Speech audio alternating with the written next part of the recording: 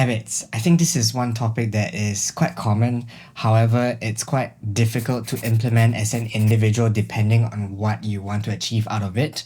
Because to form a habit is going to take kind of like a mid to long term to actually make it as part of your routine and pattern behavior.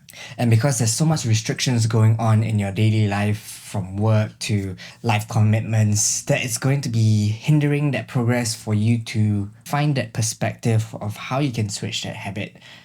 And so today I wanted to share about some good habits that we can adopt and how we can also adopt them in a way to kind of shift our perspective to allow us to live a more sustainable and happier life, because this has what has worked for me.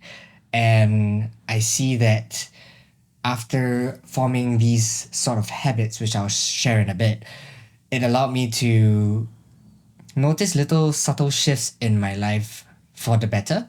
And the first one I wanted to share would be to avoid technology in the morning right when you wake up. And the reason I say this is because if you recall that feeling as you wake up and when you take your phone and start looking and checking through what you have to do for the day, your emails, looking through notifications, it immediately gets you ramped up in terms of emotions and also maybe that little bit of anxiety because you have so much ground that you need to cover for the day and you've barely just started.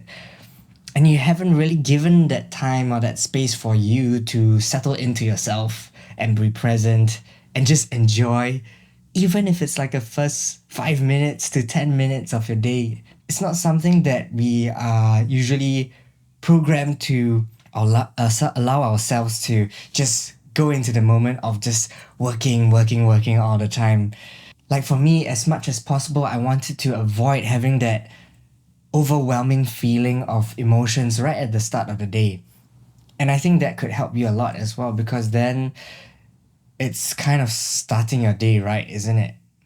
If I think about it, I would rather take on the slow mornings first, maybe spend the first 30 minutes to an hour just allowing myself to settle into myself.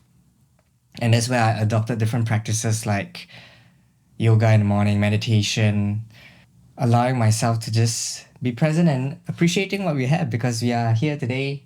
Every living moment has to be appreciated as much as we can. And the second habit that I wanted to share today is for me to incorporate different moments in time throughout my day to have a little mindful moment.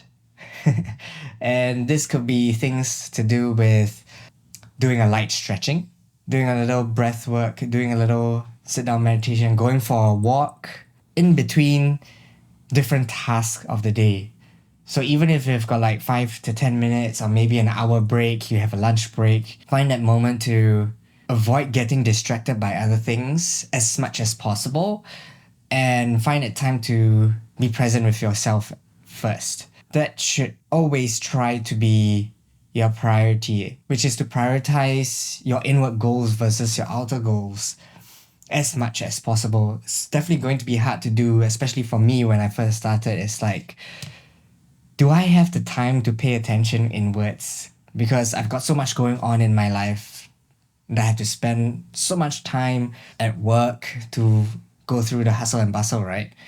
But then I thought about it, and if I didn't make that shift for myself and make that effort, firstly to acknowledge, to realize my pattern behaviors, and then to start shifting whatever I could and making those micro steps, taking those micro steps in order to achieve where I wanted to be, then it's going to not happen at all. Because only when we try it out for ourselves and gives ourselves an opportunity for growth, then will we be able to make those shifts. It happens like, especially in a work environment as well, right? Whereby if you want to work towards a goal, you have to acknowledge what you have to do, you have to plan out those steps that you have to take, and then you have to start acting on it. So the same thing if we want to achieve that goal of ultimate liberation or happiness, a better health, then we also have to give ourselves an opportunity to act on it. So by incorporating all these little mindful moments within your day or activities that can help you to give yourself some time and some opportunity for growth. Which leads me to my third point, which is to give yourself some space to reflect throughout the day, to think. And more often than not, because nowadays with technology everywhere, adverts everywhere, and easy accessibility to content wherever we go on our phones, it's easy for us to get distracted and find ourselves trapped into that mode of continuously consuming something.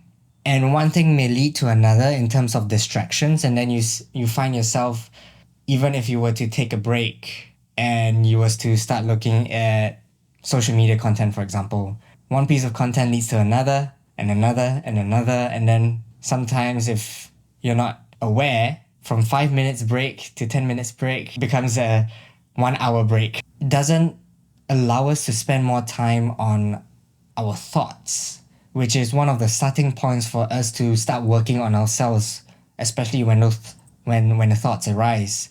Instead of just pushing those thoughts away, no matter how bad it is something that we will have to eventually, at your own pace, start to acknowledge and start to work through. So when I incorporate time for myself to think about reflecting, so the tools I would use would be to do journaling.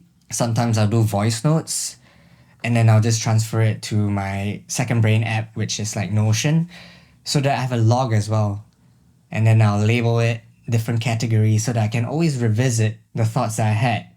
Because I noticed that when I'm able to log these thoughts down and think about certain things, I can track down my pattern behaviors as well. Note down the tough times within my day, within the week, within the month, within a project, and notice how I react to certain things and respond to them, be it good or bad.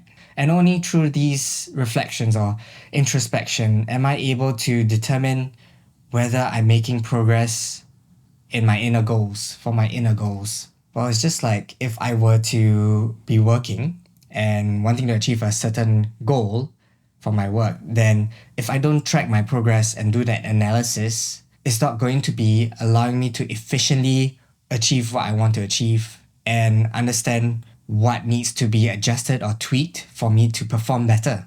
And I also feel that when you're doing your thinking and your reflections, it helps a lot to write it down, because it's also scientifically proven that by writing it down, it allows you to connect better with your thoughts. So I hope this little sharing has came in a little bit more insightful for you on how you can tweak that perspective of yours from your day-to-day routines to incorporate a little bit more of these habits that can help you. Everybody is on a different path, different point in life. Plan out those micro steps according to you and how it can be sustainable for you to make those changes.